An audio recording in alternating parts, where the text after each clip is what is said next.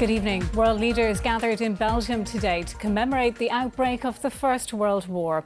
President Michael D. Higgins joined heads of state and dignitaries from up to 70 countries at ceremonies in the city of Liège and the military cemetery of Mons. The first major battle between British and German forces in the war was fought at Mons, and soldiers from both countries are buried there.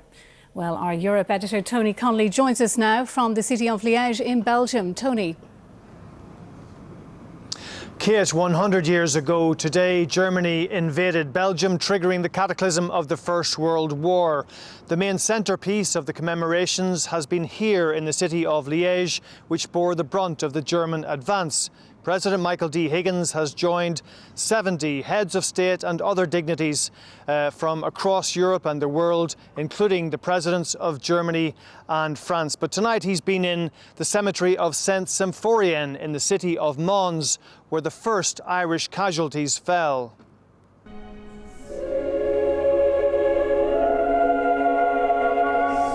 At a small cemetery in Mons, to the strains of a British-German choir, royalty and prime ministers, presidents and dignitaries have gathered to mark the outbreak of the First World War. This resting place is important as it holds both Allied and German graves. It's also where the first Irish soldiers, among some 35,000 who died in the conflict, are laid to rest. Among them, the Westmeath gunner, Lieutenant Maurice Dease, the first to posthumously win the Victoria Cross. But the theme here is reconciliation. We should never fail to cherish the peace between these nations and never underestimate the patient work that it has taken to build that peace. So 100 years on, it is right that collectively we stop, we pause, and we repledge this for the next 100 years.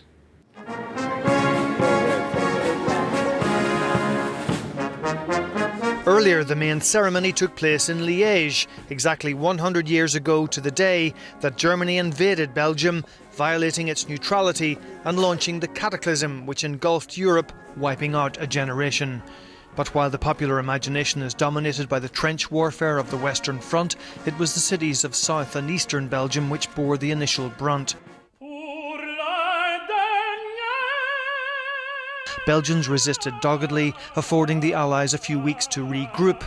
But German atrocities against civilians and against Belgium's cultural heritage were a sign of the brutality to come and fueled the propaganda war.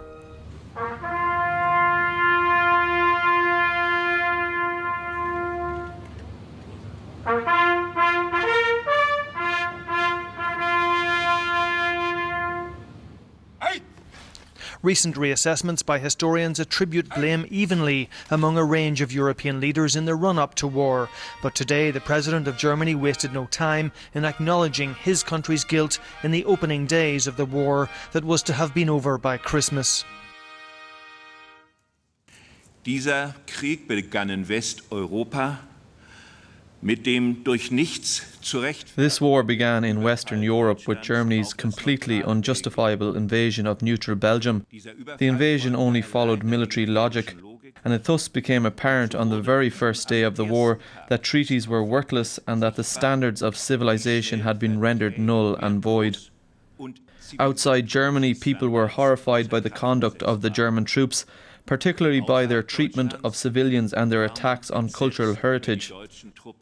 Belgium's resistance simply delayed the onset of the trenches. In all, 17 million civilians and soldiers lost their lives across the world. The seeds of a second, deadlier world war were contained in the first. The French president suggested that, with so many conflicts on her doorstep, Europe could ill afford to rely on commemoration alone. Il y a une obligation d'agir, et c'est l'Europe. We have to act, and it is up to Europe to shoulder its responsibilities with the United Nations. This is the message that we should keep from this day. We cannot be just the guardians of peace and those who remember the memories. But as King Philippe of Belgium laid a wreath on behalf of those countries whose citizens died in the conflict, the focus was on remembrance and reconciliation, and the hope that lessons would someday be learned. Well, during these centenary years, President Michael D. Higgins and his wife Sabina have been to the fore in representing Ireland and the memory of so many tens of thousands of Irish men who perished in the conflict. He's been talking to Brian Dobson about what lessons Europe still needs to learn from those events in August 1914. I don't know a single scholar writing in 2014 who can give you a justification for the war.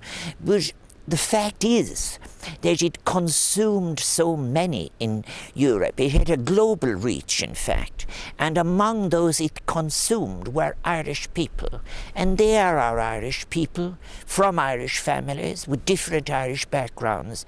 And when they came back, we cannot undo the insults that might have been given to them. We cannot bring the dead back. We cannot give full lives and bodies back to those who are injured. But they are entitled to our understanding, and they certainly, in a republic, are entitled to our inclusion.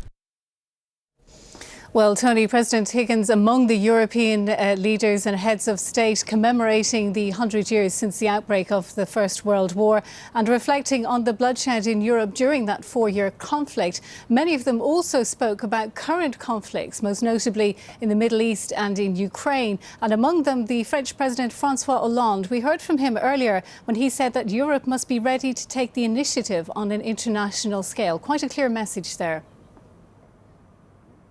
That's right, Kate. Well, of course, Europe has learned the hard way through 2 very bloody world wars about the importance of multilateralism, of democracy, of human rights, and indeed of the inviolability of borders. And clearly, President Hollande was issuing a clarion call for Europe to take a more decisive role in the conflicts that are right on its doorstep in Ukraine, in the Middle East. Now, Europe has struggled to achieve a unified, unanimous voice on how to tackle the crisis in Ukraine in terms of how hard sanctions should be applied to Russia. That perhaps has changed since the downing of the Malaysian airliner.